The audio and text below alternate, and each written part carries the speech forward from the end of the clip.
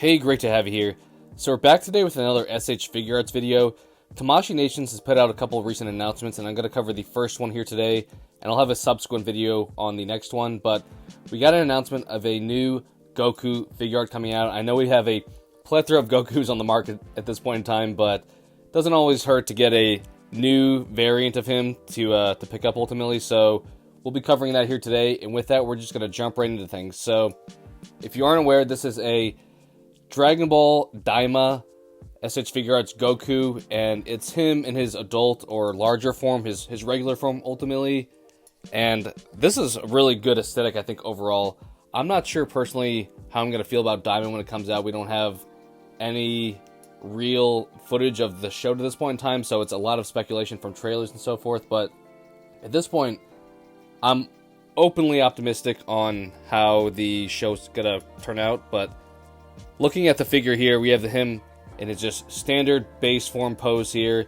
It does appear we have a 3.0 mold here for Goku, which I think it's our first 3.0 base form Goku, so it's kind of funny our first 3.0 Goku is from Daima, but here we are regardless.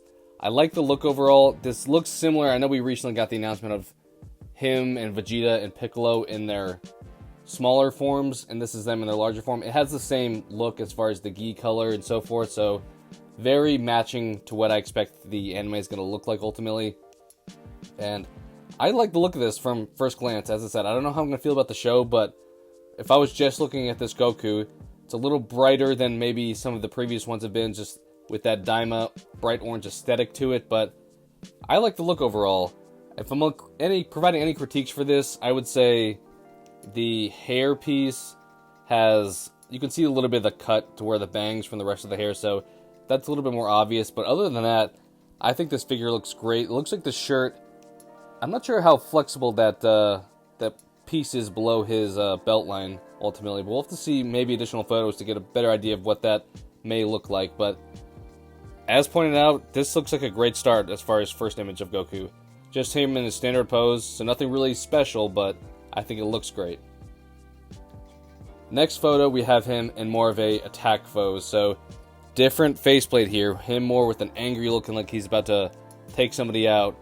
We also have new hands on this one, so they look like different hands. His left one looks like it's a martial arts type hand, and his right one looks like it's more of a grappling hand. So two different hands used in this image.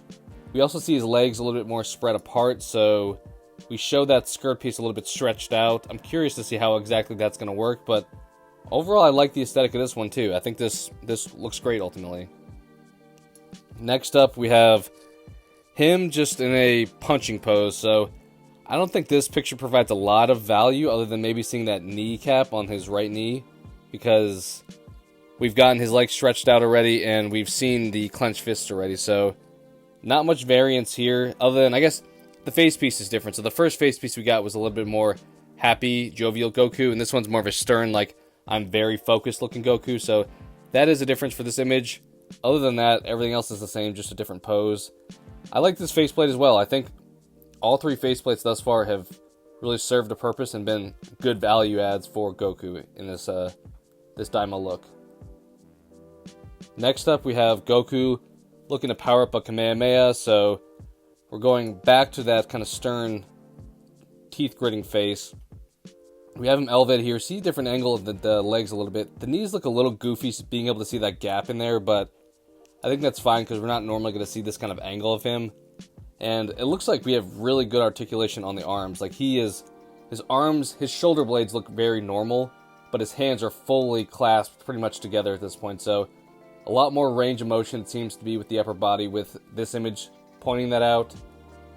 Beyond that, I don't think there's a whole lot different here. I know we have both hands being those graspy hands at this point in time, so we've seen the right one already. This is showing the left one as well.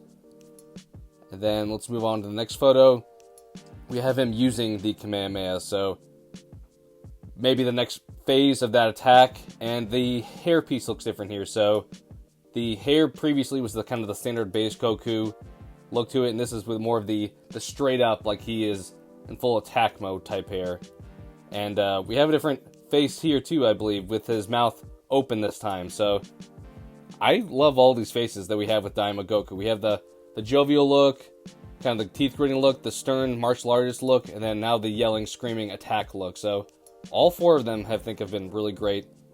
We see his legs a little bit more stretched out potentially in this pose, and then the blasting hands coming at you. I think these may be different hands. They're more stretched out fingers instead of more curled up that we saw in the last image. So overall, I really like this look as well.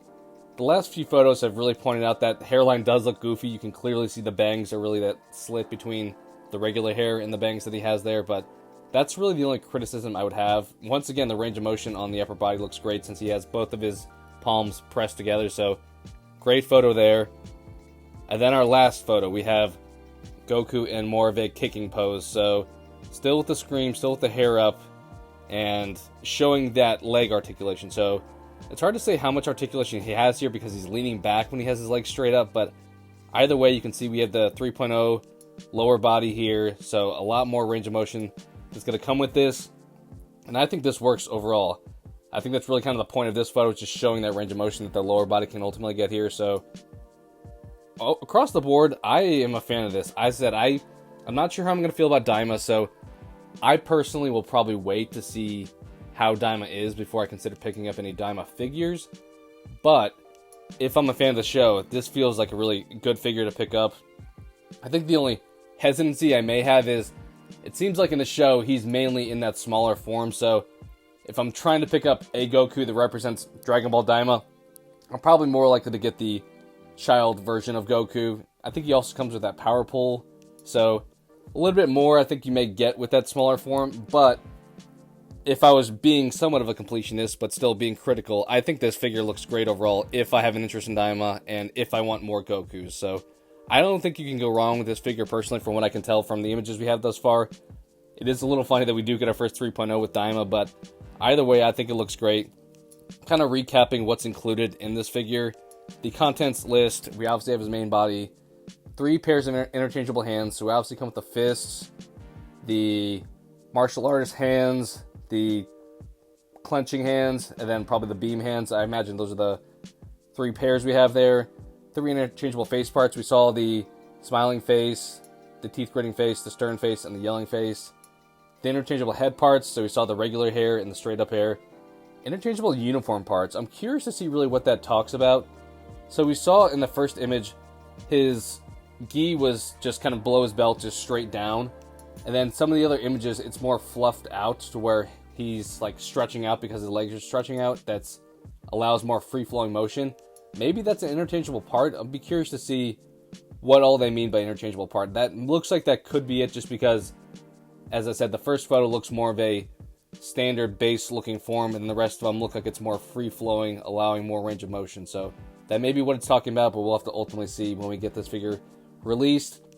As far as price point, it does say, I think, 4,400 yen, which I believe this will be a $35 figure. Sometimes it's questionable how the exchange rate translates over to what they have the prices here, but because it's a base Goku, I'm going to expect this to be $35.